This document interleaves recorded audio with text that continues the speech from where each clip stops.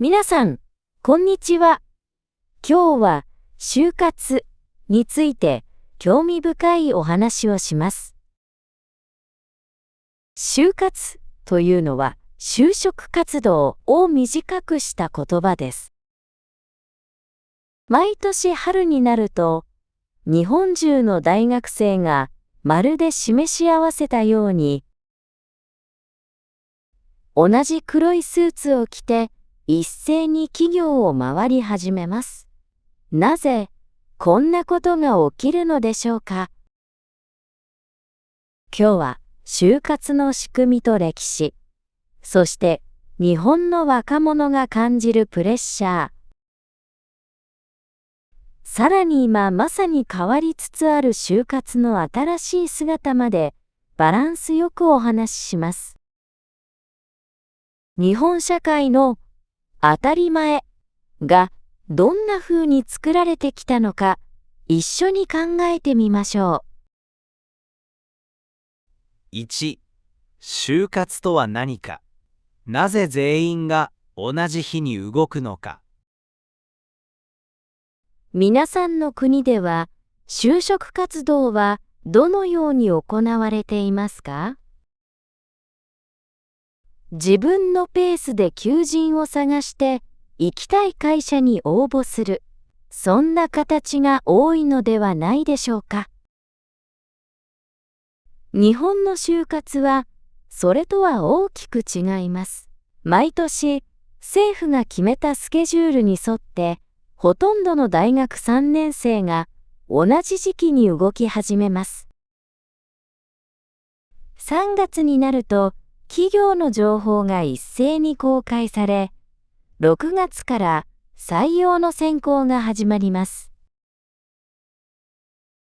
そして翌年の4月1日、内定を受けた学生たちが全員一斉に入社するのです。この仕組みを新卒一括採用と言います。新卒というのは学校を卒業したばかりの人のことです。一括というのはまとめて同時にという意味です。つまり新卒一括採用とは卒業したばかりの学生を一度にまとめて採用する仕組みのことです。この制度は世界でもほとんど見られない日本だけの慣習です。外国人が春先の東京を歩いていると、黒や濃い紺色のスーツを着た大勢の若者たちに出会うことがあります。みんな同じような服装で、同じようなカバンを持って急ぎ足で歩いています。これが就活中の大学生たちです。その光景があまりにも印象的で、外国人の間では日本の風物詩として知られています。私も大学3年生の秋頃、そろそろ就活を意識しなければ、と感じ始めました。当時はその時期に企業の情報が解禁されていたからです。今は制度が少し変わっていますが、当時の学生にとっては、その時期が就活への入り口でした。初めてリクルートスーツを着たとき、みんなと同じで没個性的だな、と感じたことを今でも覚えています。では、なぜ日本ではこれほど一斉に就活が行われるのでしょうか。その答えは日本の雇用の仕組みそのものにあります。日本の多くの企業はメンバーシップ型の雇用を長い間続けてきました。メンバーシップ型というのは特定の仕事のために人を雇うのではなく、まず会社の仲間として迎え入れ、その後で仕事を割り当てるという考え方です。つまり、入社の時点では、専門的な知識や技術より、この人はうちの会社に合うか、一緒に長く働けるかということが重視されます。私が就活の面接を受けた時も、何ができるかよりも、コミュニケーション能力や会社の雰囲気との馴染みやすさを見られている気がしました。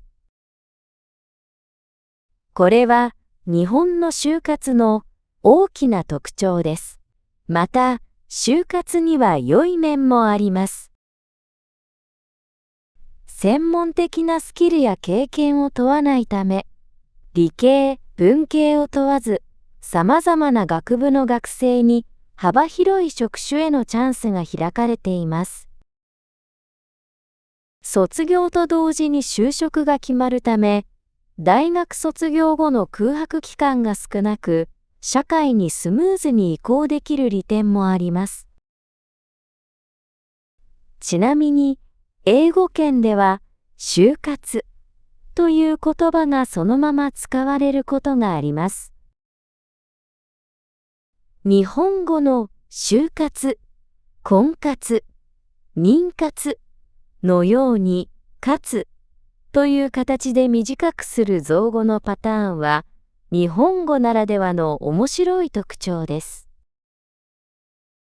婚活は、結婚するための活動、妊活は、子供を授かるための活動という意味です。こうした言葉が生まれるほど、就活は日本人の生活に深く根付いていると言えます。皆さんの国の面接では何が一番重視されると思いますか？ 2. この制度はどこから生まれたのか。明治から続く歴史。就活の仕組みは突然生まれたわけではありません。その歴史は150年以上前に遡ります。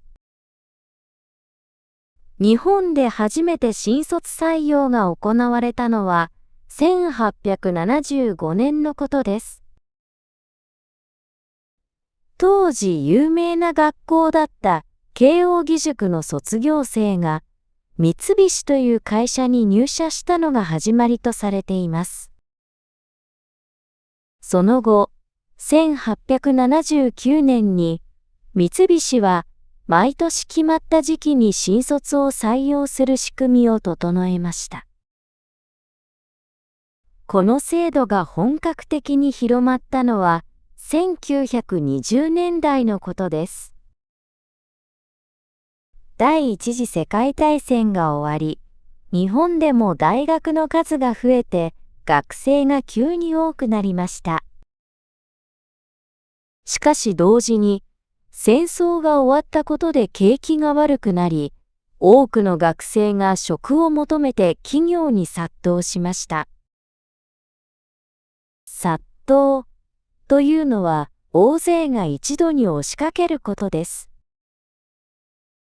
企業側はこれに対応するために筆記試験や面接を使って学生を選ぶ仕組みを作り上げたのです。その後、第二次世界大戦が終わり、日本は高度経済成長の時代を迎えます。この時代に終身雇用と年功序列という考え方が広まりました。終身雇用というのは、一つの会社に定年まで勤め続けることです。年功序列というのは、長く働くほど給料が上がっていく仕組みのことです。この2つの考え方と新卒一括採用が組み合わさって日本型雇用と呼ばれる独特の働き方が完成しました。政府も1953年に就職のルールを定め、採用できる時期を明確に決めました。こうして、春に一斉に就活をして、4月に入社するという流れが、日本社会に深く根付いていったのです。また、日本では4月が学校の始まりの季節です。小学校も、中学校も、高校も大学も、4月に新しい学年が始まります。会社の入社も4月に合わせることで、社会全体のリズムがうまくつながっているのです。ここで一つ覚えておきたい言葉があります。就職氷河期という言葉です。氷河期というのは地球が寒くなって氷に覆われる時代のことです。1990年代から2000年代にかけてバブルと呼ばれる好景気が終わり、企業が採用をとても少なくした時期がありました。この時期に就活をしていた世代は、就職することがとても難しく、多くの人が正社員になれませんでした。その時代の辛さを表すために、就職氷河期という言葉が使われました。この言葉は、一括採用制度の危うさをよく表しています。卒業のタイミングで経済が悪ければ、何もできないまま人生のレールを外れてしまうことがあるのです。就活という仕組みは、日本の経済や社会ととても深く結びついています。また、青田がいいという言葉もあります。青田というのは、まだ稲が青いうちの田んぼのことです。稲が十分に実る前に先に買ってしまうことから、卒業前の学生を早めに採用してしまうことを青田買いと呼びます。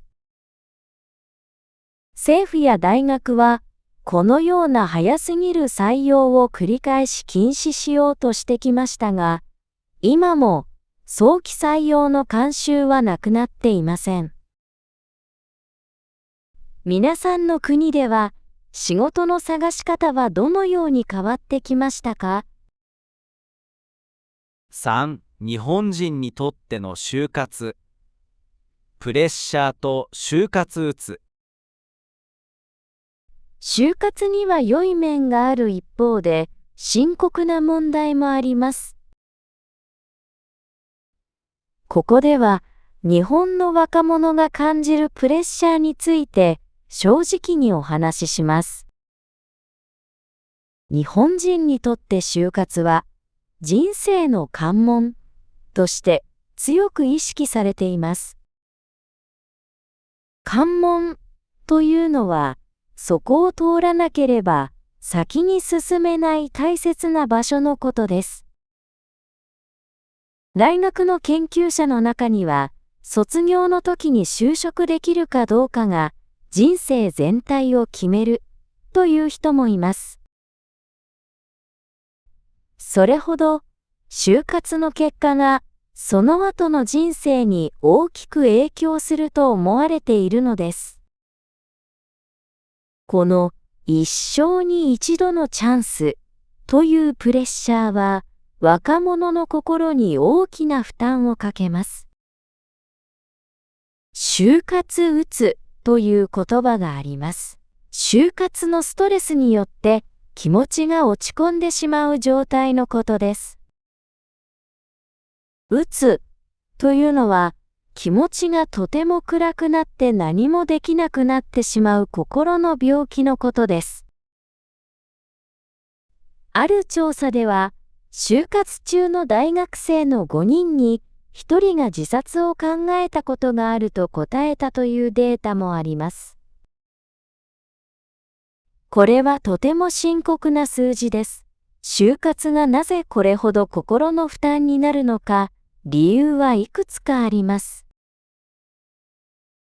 まず、失敗した時の影響がとても大きいことです。日本では、新卒のルートを外れてしまった人は、その後の就職がとても難しくなります。留学をしていた人、病気で卒業が遅れた人、入学までに時間のかかった人なども不利になることがあります。一度外れたら戻れないという空気が社会に根強くあるのです。ある研究者はこのように言っています。就活は社会人になるための日本独自の通過儀礼だが、一度失敗したら人生が終わりというメッセージが若者の心の健康を大きく傷つけている。通過儀礼というのは人生の大切な節目に行われる決まった儀式のことです。また、大企業と中小企業では就活の難しさが全く違います。従業員5000人以上の大企業に対して就活生が殺到するため、倍率は 0.41 倍という買い手市場になっています。買い手市場というのは選ぶ側、つまり企業の方が立場が強い状態のことです。一方で、従業員が300人以下の小さな会社では 6.19 倍という売り手市場になっています。売り手市場というのは逆に就活生の方が立場が強い状態です。同じ就活でも目指す会社の規模によって全く違う経験をすることになります。私自身はあまり真剣に取り組まなかった割に、あっさりと就職が決まり、拍子抜けした経験があります。でも振り返ってみると、国立大学に通っていたことが影響していたかもしれないと思います。同じ努力をしても、結果が違う人がいるのが就活の現実です。学歴フィルターという言葉も聞いたことがある人がいるかもしれません。これは大学の名前によって書類選考の段階でふるい分けが行われることを指す言葉です。フィルターというのは特定のものだけを通す仕組みのことです。企業は否定することが多いですが、就活を経験した学生の間では広く知られていることです。このような現実を知ると、就活が全員に平等なチャンスとは言えない面もあることがわかります。皆さんはこういった不公平さについてどう感じますか？4. 就活の現場、スーツ、面接、内定の実態。就活の仕組みを頭で理解したところで、今度は実際の現場について詳しくお話ししましょう。就活生が最初にすることの一つが、リクルートスーツを買うことです。リクルートというのは採用や就活のことを指す言葉です。このスーツは黒か濃い紺色で、デザインはとてもシンプルです。就活生はほぼ全員がこのスーツを着て活動するため、街を歩くと一目でわかります。先ほどお話ししたように、私も初めて来たとき、みんな同じで、没個性的だな、と感じました。これは外国人がよく驚く日本の就活の象徴的な光景です。リクルートスーツについては批判的な意見もあります。個性を消すことで本当の自分を評価してもらえないという意見や、スーツの形が決まっているため、自分の性別の表現について悩む学生もいます。それでも着ないと常識がないと見られてしまうため、着ることが事実上の決まりになっています。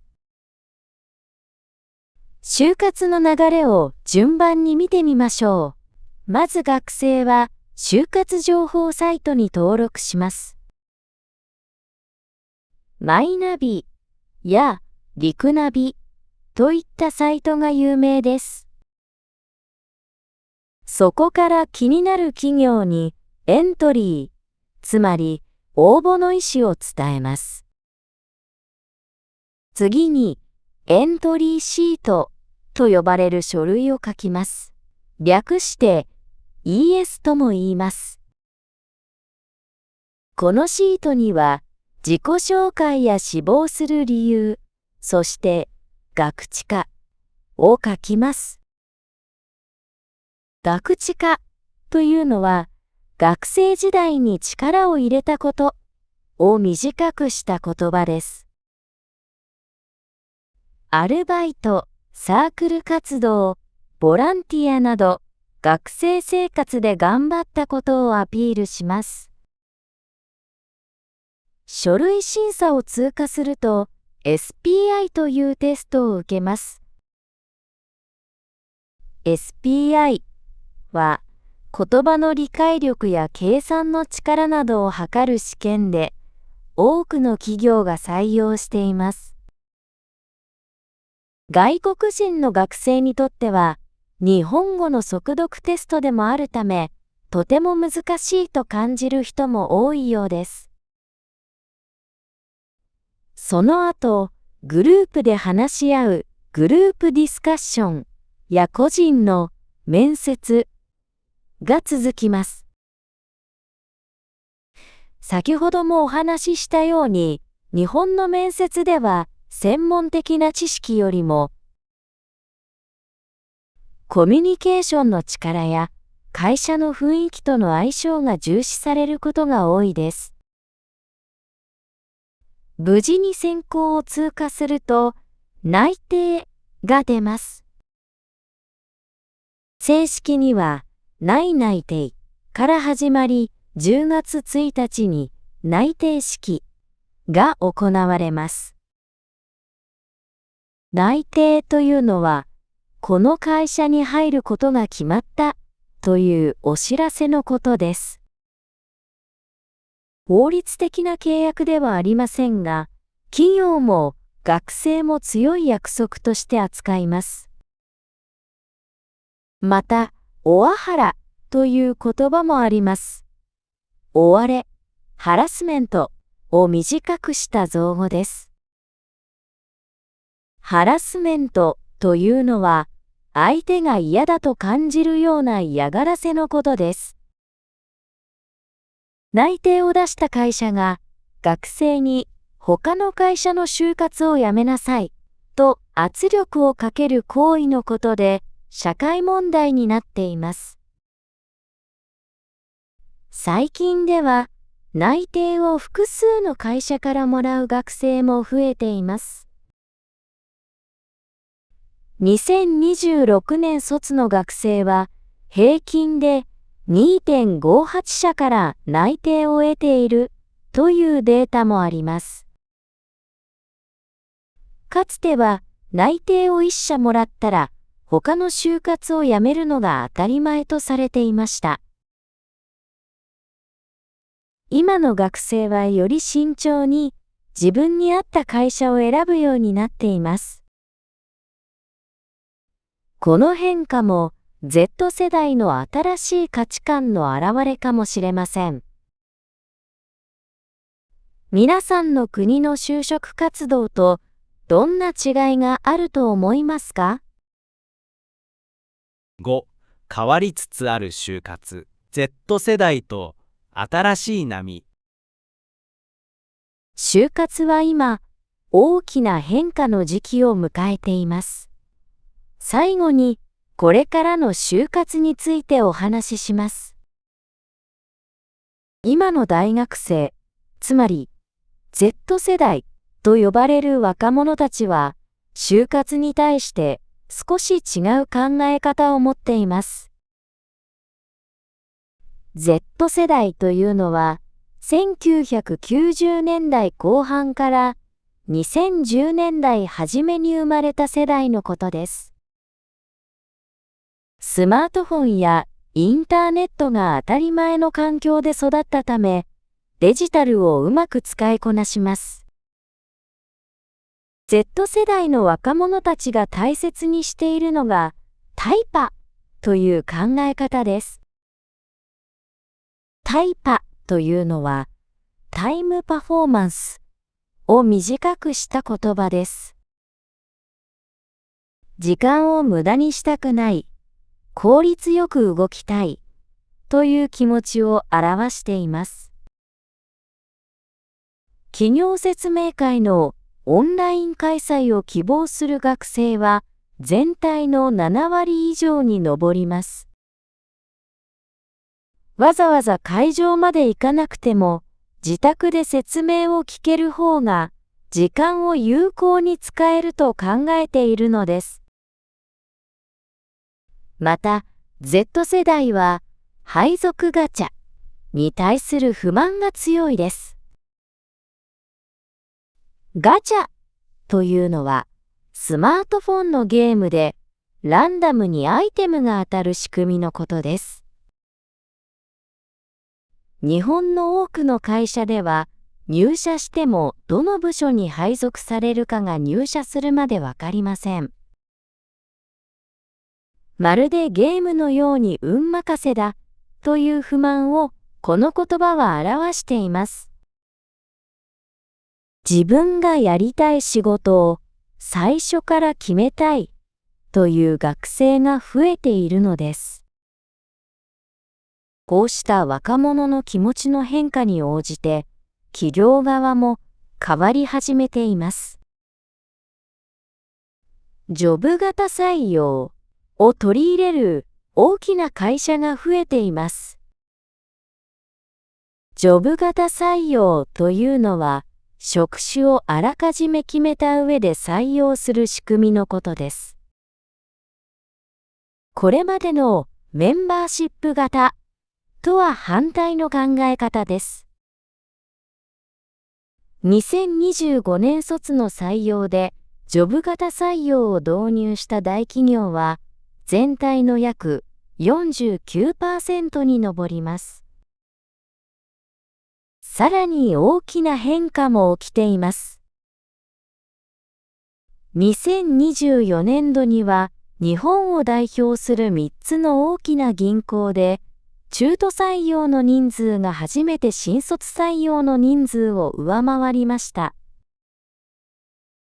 中途採用というのは、すでに社会人として働いている人を別の会社が採用することです。